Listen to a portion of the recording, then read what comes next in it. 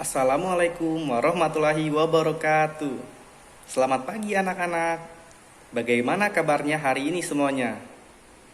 Wah, alhamdulillah luar biasa. Allahu Akbar. Alhamdulillah sekali ya semuanya pada sehat. Nah, sebelum memulai pembelajaran hari ini, alangkah baiknya kita berdoa terlebih dahulu. Silakan ketua kelasnya dipimpin untuk memulai doa sebelum belajar. Amin. Alhamdulillah.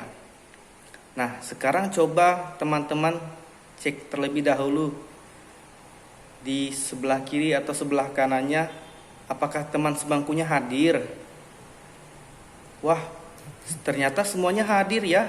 Alhamdulillah kalau seperti itu. Sebelum memulai pembelajaran hari ini, Bapak mau tanya dulu. Ada yang masih ingat tidak materi apa yang telah kita pelajari di minggu lalu? Coba. Nah, benar. Jadi, materi dari minggu lalu adalah bagaimana kedatangan bangsa Barat ke Indonesia. Coba, siapa yang bisa menyebutkan bangsa mana saja yang datang ke Indonesia? Nah, betul. Yang pertama ada bangsa Portugis. Yang kedua ada bangsa Spanyol. Yang ketiga ada bangsa Inggris. Dan keempat ada bangsa Belanda.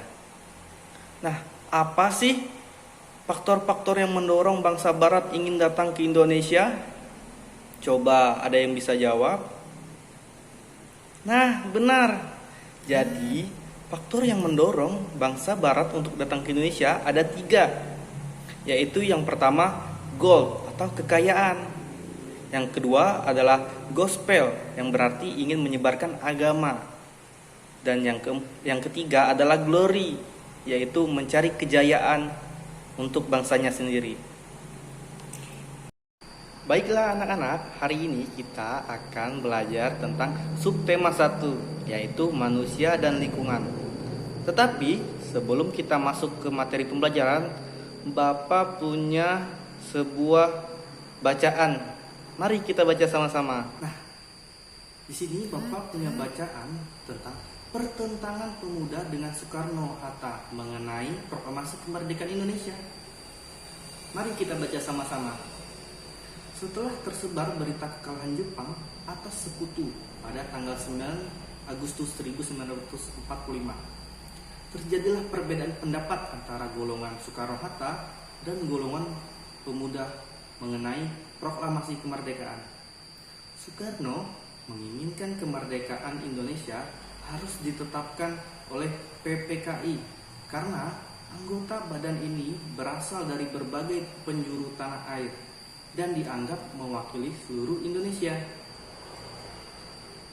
Dengan ikutnya mereka, tercapailah simbol persatuan rakyat Indonesia. Sedangkan golongan muda yang dipelopori oleh Soekarni, Hairul Saleh, Adam Malik, dan Wikana berpendapat bahwa kemerdekaan adalah hak yang harus dicapai oleh jerih payah bangsa Indonesia sendiri dan tidak perlu bergantung apalagi diberikan oleh orang lain. Oleh karena itu, segala hubungan dan janji kemerdekaan dari Jepang harus dilepaskan. Perbedaan pendapat ini melahirkan peristiwa Rengas Dengklok yang merupakan usaha pengamanan Soekarno-Hatta. Nah, anak-anak, setelah membaca peristiwa non-fiksi tersebut, pelajaran apa yang dapat kita ambil dari peristiwa tersebut? Nah, pelajaran yang bisa kita ambil dari peristiwa tersebut adalah kita harus saling menghargai pendapat setiap manusia, tidak memandang dari golongan mana dia berasal, maupun dari tua ataupun golongan muda, dan dari latar belakang mana mereka dibentuk.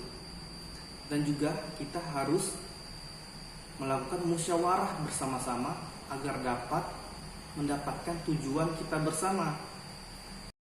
Nah, anak-anak, sekarang kita akan masuk ke materi yang akan kita pelajari hari ini, yaitu jenis usaha masyarakat Indonesia. Sebagian masyarakat Indonesia memiliki usaha yang bergerak di bidang pertanian. selain pertanian, ada berbagai macam usaha masyarakat Indonesia. Jenis usaha itu ada yang menghasilkan barang dan ada yang menghasilkan jasa. Berikut adalah jenis usaha selain pertanian. Nah, yang pertama ada perindustrian. Industri adalah kegiatan memproses atau mengolah barang dengan menggunakan sarana dan peralatan, misalnya mesin. Ada industri yang mengolah bahan baku atau mentah menjadi produk olahan. Ada industri yang hanya mengolah bahan mentah menjadi bahan setengah jadi. Ada pula industri yang mengolah bahan setengah jadi menjadi bahan jadi.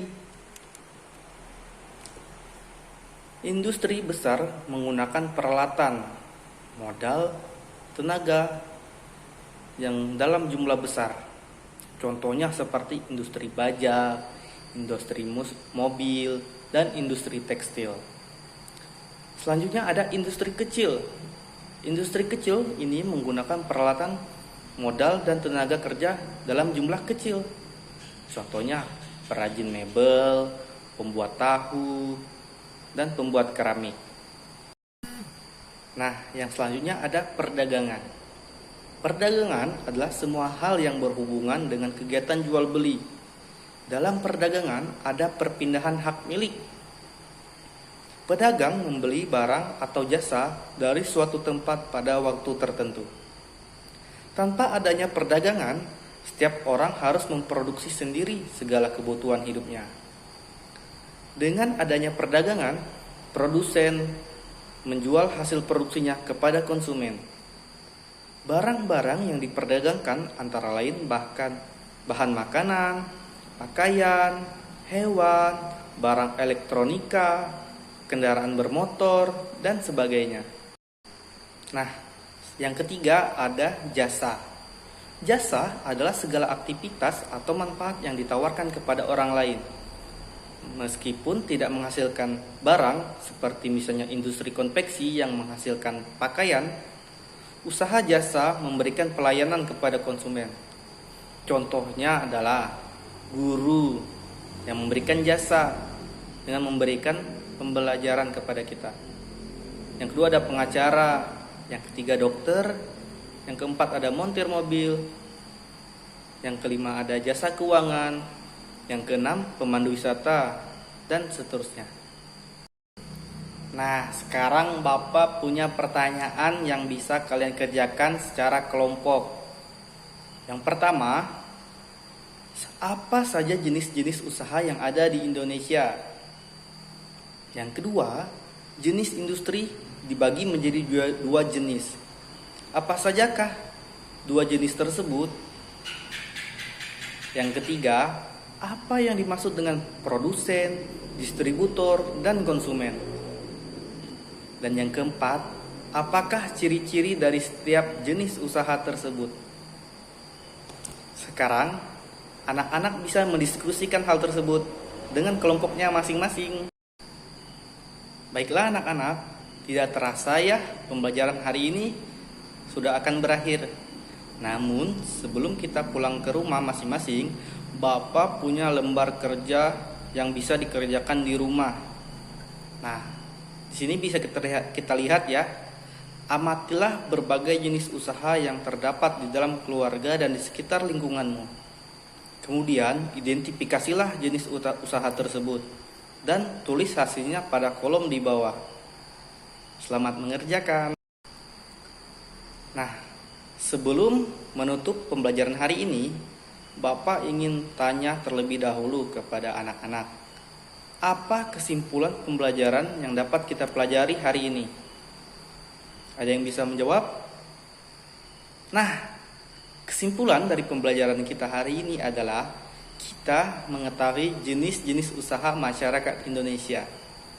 Ada usaha yang menghasilkan barang dan ada jenis usaha yang menghasilkan jasa.